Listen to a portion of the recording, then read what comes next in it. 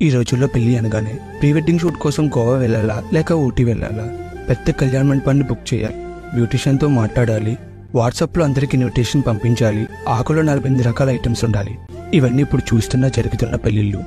ఒకప్పుడు పెళ్లిళ్ళంటే 10 రోజుల పండగ. ఇంటి ముందరే పచ్చటి పందిరి వేసేవాళ్ళు. మన దగ్గర బంధువులందరూ ముందుగానే వచ్చి పెళ్లి పనులన్నీ దగ్గరుండి చేసేవారు.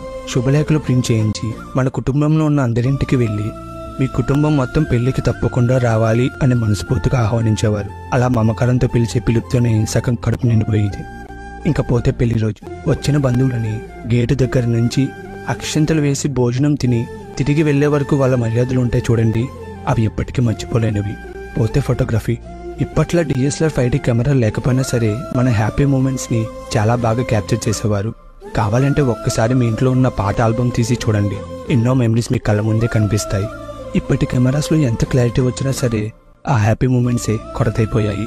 ఇప్పుడు జరిగే పెళ్ళిళ్ళు బాలేదు అని కాదు, అప్పటి పద్ధతులు ఆ పెళ్ళిళ్ళు చాలా బాగుండేవి.